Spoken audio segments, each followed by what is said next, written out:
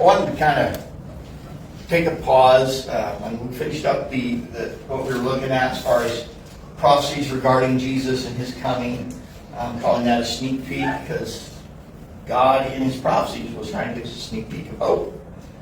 And then that kind of put on pause what we're going through in Ecclesiastes. And it was kind of funny. We were meeting with some friends yesterday. We only get to see them once, maybe twice a year, and they're good believers, and they're just from North Dakota, where it's absolutely frigid. But I was just talking with them with the father in the family, and he kind of asked what we were doing as a church, and I was telling him various things, and talked about the series on Ecclesiastes, and he's like, well, that has to be a good one. That has to be, I forget how to put it, something like making people cheery and happy or something like that. I don't remember, but I was like, well, yeah. I mean, I get it, but if you got the right handle on Ecclesiastes, it really is a hopeful book. It just, if you got the wrong handle, and it's easier to grab onto the wrong handle than it is the right one, and it's a hard one that is not very hopeful. But I want to go ahead and not carry that on. We're going to wait for that for a little while longer. I wanted to talk a little bit on this thing that we have coming up this week called New Year's Day a little bit. And so I guess talk about New Year's resolutions, basically. So I'm curious, how many of you guys are in the habit of making resolutions? Nobody. Okay. All right. Well, to be honest, I mean, I get that. Because for the vast majority of my life, I was totally there. I'm like, I don't see the point. What does resolution mean? New Year's resolution. Basically the idea that, at the beginning of the new year, you set new goals, like things you want to do better, things you want to change, things you want to, I guess there's a lot of start and stop resolutions. Like I need to stop smoking and I need to start reading the Bible, something like that, whatever. It's a bunch of different things it can be. A lot of them, I think probably the most common one is lose weight or eat healthy, something in that range. Does it count like if you choose one word and you center the next 365 days on that word? If that word gives you an action point to do, yeah, I would. Okay, I do that. Okay. Well, I wouldn't call that a resolution necessarily, but not the way the world sees it. I think that's what I think is great, but I don't think I'm going to fail at what I used to do resolutions all the time, and I failed, so I quit. Yeah, well, that's pretty typical because I've done some research on this in the past, and I did some more, and the statistics on New Year's resolutions failure rates is all over the place. Failure rates, that's bad. Yeah, well, just being honest, like the one I decided to settle on is that by February, I think 80% of New Year's resolutions typically will fail. And so that's kind of depressing. But if you ask people on January 1st and they've decided to make resolutions, 80% of those people are confident they can carry those through. So 80% of people think that they can do it, and then 80% of them fail in some regard. That's usually because it's based on emotion instead of making an actual plan to do something. You have a very good point there. You have a very good point. And to some degree, honestly, that's what I plan on talking about next week, is making a plan. This week, what? Making a plan and checking it twice. Yeah. Identifying if it's going to work or not. I'm excited for the new year. I blame you. There's no reason to not be excited. As Christians, I mean, I understand that there's a natural inclination in some people to be optimists, and there's a natural inclination in some people to be pessimists. But as Christians, we have no business being pessimists in most regards. I mean, we can be pessimistic about, how the economy is going to go or whatever else, but we're optimistic always because it's like, regardless of what the economy does or what politicians do or whatever else, we trust God. He's our provider. He is our shepherd. He's going to take care of us in all the ways that really matter. Will it always be easy? Well, you guys probably heard me enough by now to know that the answer is no, it's not going to be. But I wanted to go ahead and dig into this because there are a lot of these start and stop resolutions. Like I said, a lot of people, it's like, okay, stop eating ice cream 7 days a week and start losing weight, or stop, smoking and I want to read 10 books this year or whatever. There's a wide variety of things it could be. Maybe it's like I want to start listening to more podcasts, or I want to change the podcasts I'm listening to from entertainment-based ones to ones that are going to help me in my career, or just to grow as a person, or whatever. There's all kinds of stuff. So this is a normal thing for our culture. And like I said, for the vast majority of my life, I didn't give a rip about New Year's resolutions. I didn't care about them. I didn't make them. Never really did. Until probably about 5-10 years ago, somewhere in that ballpark. I couldn't tell you exactly when. I think mostly because we came here and started this church, and I started to see how our culture has rhythms to it. And you can either fight against those rhythms, or you can go with them and let the rhythms that they have strengthen what needs to be done. So like, common example is like with youth groups. Great time to start things is at the beginning of the school year. They're already getting into a new school year. Their mind is, okay, I'm in a new grade, I got new things, I got this, I got that. So you do something new with the youth group, and so they want to sign on a little bit more likely than if you did it in, say, March.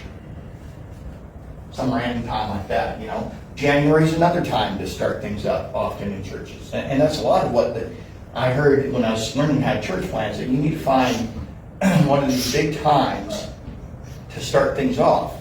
It's like at the beginning of the school year, or at the beginning of the calendar year, or maybe Easter, maybe Christmas. But you need to find something that's going to, that our culture is already into and celebrating or transitioning, and you want to use the momentum of the culture to accomplish what the church is trying to do. So I developed a little bit of a respect for resolutions, and I'm still not really big on, I'm not like writing out 8 new things I want to do in 2026. I'm not that kind of a guy, but I do find that it's a good time to go ahead and start something. I don't necessarily always feel the time that I need to wait until January 1st in order to start something. But if it works out that I'm feeling convicted that I need to get something going, and that's only a couple weeks away, I'm like, okay, I got something that the culture is going to reinforce and help me just a little bit. And sometimes all you need is that little bit of help in order to make it a little further, and in order to make it last. And it's kind of the idea of hanging on to the wedge. You're hanging down on a cliff, and just that little bit is all you need in order to get. It's the difference maybe between life and death, between holding on until someone gets you, or maybe even be able to climb up yourself. Either way, it's just that last little bit. We take it, and we'll be grateful for whatever little help. Because let's face it, the culture is usually, as Christians anyway, the culture is usually going against what we're trying to do. So we have to fight the culture so many times. It's kind of nice to get a little help every now and then. At least that's the way I look at it. So I want to talk a little bit about this start and stop that comes with these resolutions. And I wanted to talk about a little bit about our why. I had learned that in life there's obviously a wide variety of things I could stop doing, that I need to stop doing, And then there's a wide variety of things I could pick up and start doing that would be beneficial. And part of the problem we have is that, and this is actually a saying that the business world has adopted, but I found it to be true, that the enemy of great is good. Because we're settling. Instead of going for something really great, I mean just top-notch, excellent, we're settling for, okay, this is good, this is better than I was doing, and well, better's better, right? You know? But why settle for better when we can go for the best? And that's, I think, what God is constantly inviting us into, is to not settle for just doing better in a given area. Whether it's like, I want to read a book a month, whatever it is. That's good, but what are you trying to get out of that? Are you just trying to get to where you read more, or are you trying to grow? And if you're growing, what areas in life are you trying to grow in? Because God has some ideas on the ways that we ought to grow. I don't know if you guys have noticed that, but God, He has a plan for our lives. And so, I found it wise to go ahead and talk to God and try to make, whether you want to call them resolutions or plans or whatever. We go to Him, we talk, and we get His input. And God, if He hasn't been telling you already, and you ask Him, God, where do I need to grow? He's usually pretty free with that information. He's probably already been pounding you over the head with it, quite honestly. If we're observant enough to notice, He's got things that He's trying to help us with. And the things that we need to stop are usually sinful habits. It's the kind of stuff that we're stuck in and we haven't managed to, with any regularity, break free from. And so often what we do is we try to do things under our own power. It's kind of what we were talking about earlier, and it just doesn't work. And it's because it was never meant to work that way. It's kind of like if you go and you get a new car. Let's pick something nice. You get a new, Dodge Challenger, Hellcat, or whatever. Yeah. Nice car, right? Big engine, goes fast. So you climb on in and you turn the ignition, or maybe these days it's push the button. But either way, and then nothing happens. Why? Because you got no fuel. You need fuel in order to get the car to go. It's a gigantic paperweight without gasoline. It ain't got no gas in it.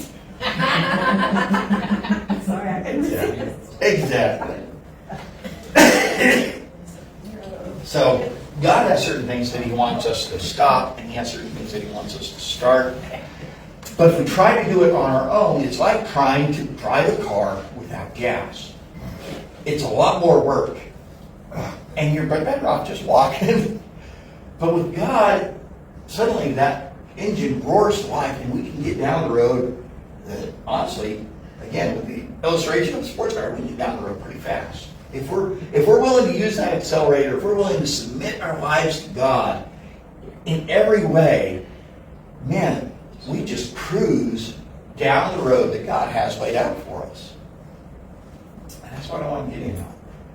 So I want to go ahead and dig in. Mary Alice, if you wouldn't mind, just go ahead and bring up that scripture and let's dig in.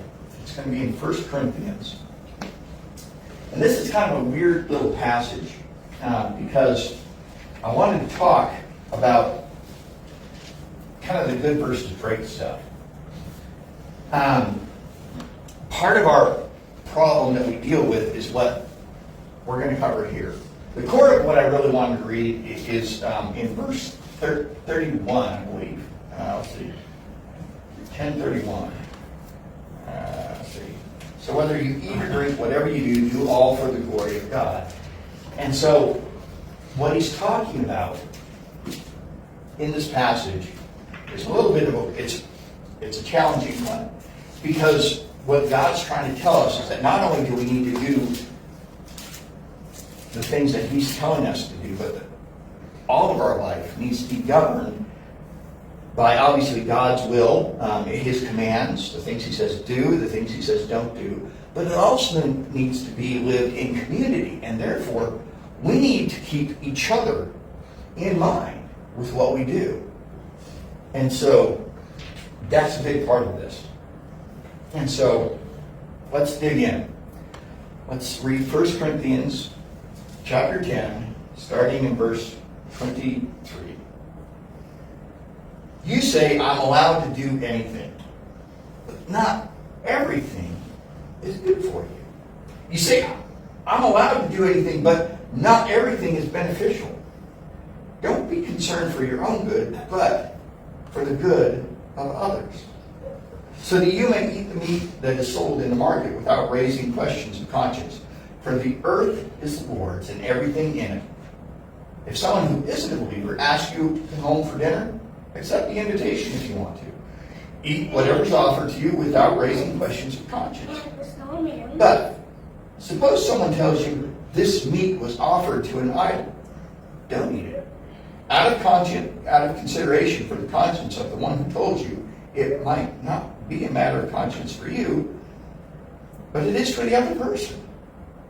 For why should my freedom be limited by what someone else thinks? If I can thank God for the food and enjoy it, why should I be condemned for eating it? Whether you eat or drink, whatever you do all for the glory of God. Don't give offense to Jews or Gentiles or the church of God. I too try to please everyone in everything I do. I don't just do what is best for me. I do what is best for others so that many may be saved. And you should imitate me just as I imitate Christ. This is a weird passage, and if you're not familiar, basically what happened is that in Corinth, along with other cities back at this point in time, they would have pagan temples, okay, all over the place. Greek gods, Roman gods, Babylonian gods, just all over the place. And so worshipers to Athena, Zeus, and whoever else would come and they would offer a lamb or, a cow or whatever it is that they felt like they needed to offer. And that animal would be sacrificed there at that temple. Well, guess what? The temple didn't have to pay for that animal. They didn't have to feed it. They just had to butcher it. And suddenly they got a whole bunch of meat that they could turn around and sell at a steeply discounted price, and they could go ahead and make some money to support the temple. So somebody got to make a sacrifice to whatever God it is that they worship, and the temple got to sell the meat and make some money. And so the problem came with the church, okay, is that people were saying, okay, if this meat was sacrificed to idols, I don't want to have anything to do with an idol. Anything to do with those temples, anything to do with those sacrifices, I don't have anything to do with that. That's not of God. I don't want it in my life. And so there were people who were saying, basically, hey, this stuff is not good for Christians to have. You don't need to buy that meat. You don't need to eat that meat.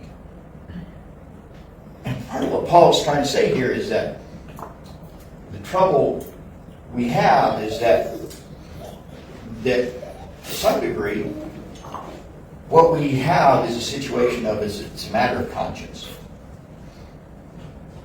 And he asked some good questions in here. Let's see, where was it? I can totally hear Christians asking this.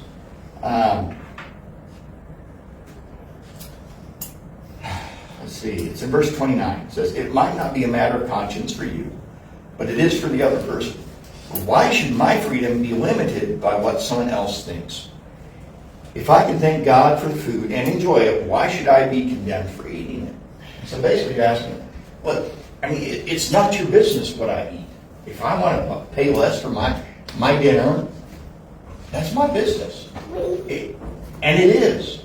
It is. But part of what Paul's trying to tell us is that the goals we choose, the things that we choose to do with our lives, we need to realize that we are in a community. We are in a community of believers, and there are mature believers who will look at that meat and say, it's food. Eat it. It's not a problem. And we know that Zeus doesn't exist, so if you bought meat and sacrificed to Zeus, it's still just meat. God made the cow or the sheep or whatever it is. And so there's no problem. Just go ahead and eat it. But there's also new believers who are trying to sort through how to disengage from their culture and the temple worship that they used to be engaged with and re-engage with Christ and what life with God looks like. And so, because there's new believers who are at that point and they don't know all the right answers. And sometimes we hear the thing and we get the doctrine or whatever else and we're like, okay, I understand it, but my heart isn't totally settled with that yet. And so, what he's trying to say is that we need to live our lives in community. And he even uses the example of, hey, if you're invited over to an unbeliever's house, eat whatever it is that they put in front of you, you know? But if somebody says, hey, this meat was sacrificed to idols, then you need to say, oh, they're telling me this because they're expecting me to have a problem with this. Because somehow they come to associate my righteousness with what I eat, or whether I'm willing to eat this or not. So I'm not willing to cause this person to have issues. Now, basically what he's saying is that what he has said, and it's in, I believe it's in 2 Corinthians, he talks about unbelievers. You can sit down, you can have a conversation with them about what's good, what's true, what's healthy, you know, all that, and you can have that conversation with them and try to share with them what God has told us through scriptures, that he's made all food clean and that, you know, there's no other gods, and so it's not really a big deal. I mean, you can have that conversation. You can hash all that out. You can. But it's not going to help them. What conversation they need, and the only one that they're really going to benefit from, is Jesus died for your sins. And you need to have a personal relationship with him. You need to surrender your life to Jesus and start living life his way and give up on all these foreign gods and all the other crapola that humanity treasures and just chase after God. They need the gospel. They don't need to have the little minutia of what can help move a believer from a newer believer, a more immature believer, to a more mature believer who is understanding the heart of God, as well as all the different things that he's told us to do, the commandments, etc. And so he's telling us that these goals, they need to not just be for our good, but we need to have other people's good in mind too. So we come back down to that verse that I was really wanting to focus in on in verse 31. It says, whether you eat or drink, whatever you do it all for the glory of God. And this is the attitude of what I'm really wanting to break down, is that the different goals we can do, we can lose weight. But why are you doing it?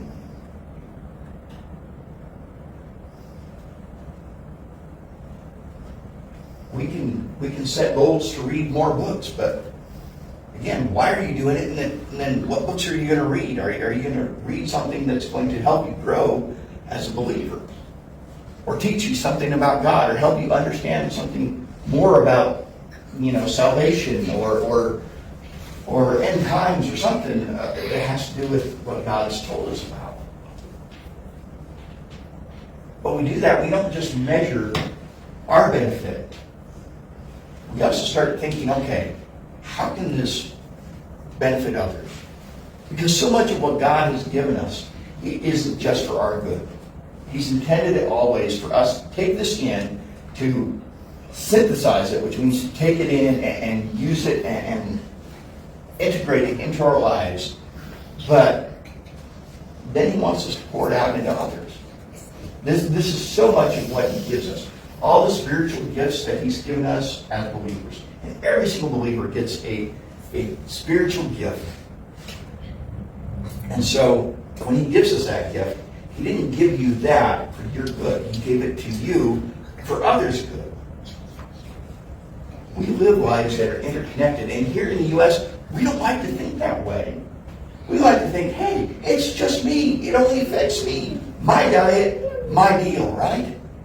It's my life. It's not your business. It's not their business. when I first started getting into church planting, I explored the possibilities of joining in with a denomination. And one of the ones that I looked at was the Southern Baptist Convention. And so I was looking at being a church planter for the Southern Baptist. And one of the rules that they had for church planters is that you're not allowed to drink. Period. End of story.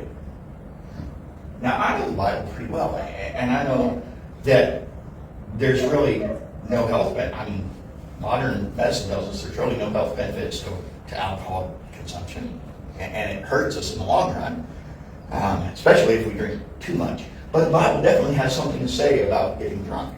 It says that that's a sin, that we lose control, and so we can't behave as we know we should because our restraint has been loosened.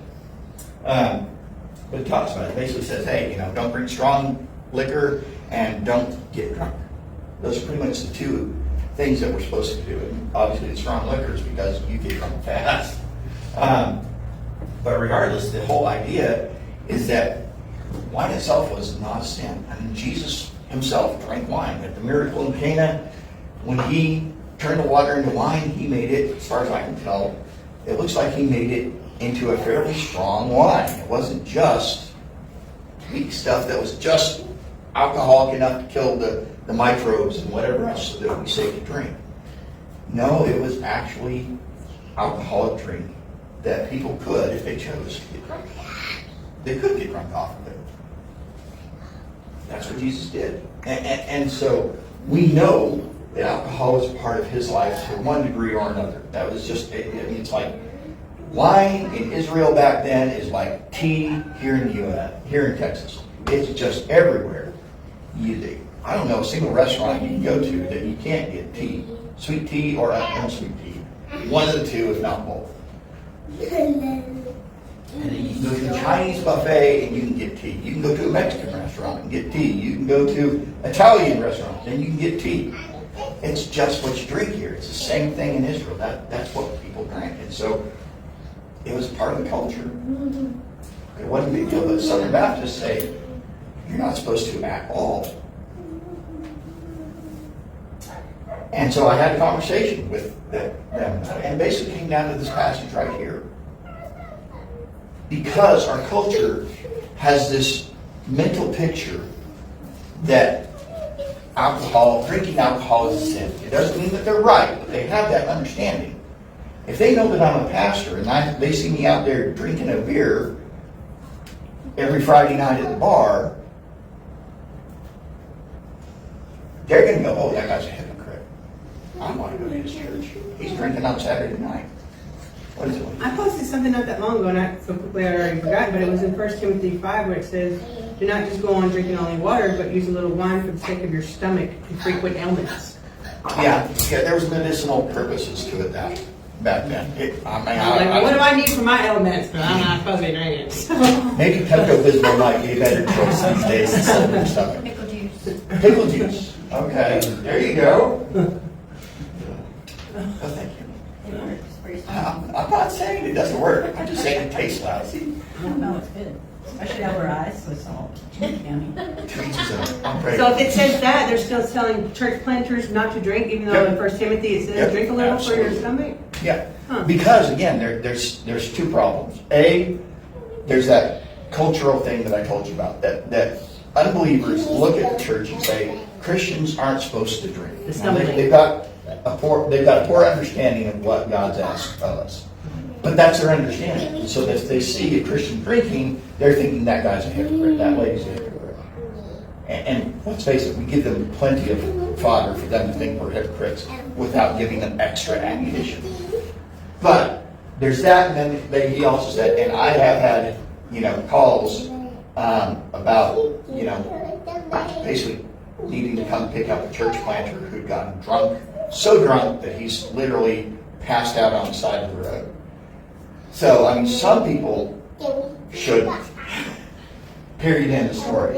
And so, I mean, I've got that. I understood it. I disagree as a fundamental reason for it, but I understood the reasons. Because, again, we're not just living lives for ourselves. while we're not supposed to be people pleasers, in the end, we need to understand that people are looking at us. And so what can we do? What can we say that's going to bring this person closer to Christ?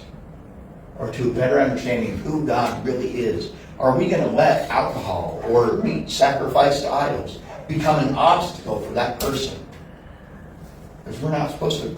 We're not supposed to be the one making obstacles for people to come to Christ. That's really what it comes down to. So whatever it is you give up, again, why are you giving it up? Is there like a biblical command for it? If so, then okay, yeah, get that out of your life. But if it's just something that is a matter of culture, then okay, we get a little nuance here with what we've been talking about. It's like, okay, are people going to benefit from me giving this up or not? We'll start getting good theory. Yeah. That's the ultimate thing, is that we're looking for people, whether they're inside the church and they're part of the body of God's believers, or whether they're outside the church and they're total skeptics. Doesn't matter. Either way, we want them to look at things and say, there's something different, there's something good. They say they believe this and then they live like that. We want them to see consistency, we want them to see integrity, we want them to see kindness. We want them to see the fruit of the Spirit, kindness, gentleness, self-control, etc., etc. We want them to see those things.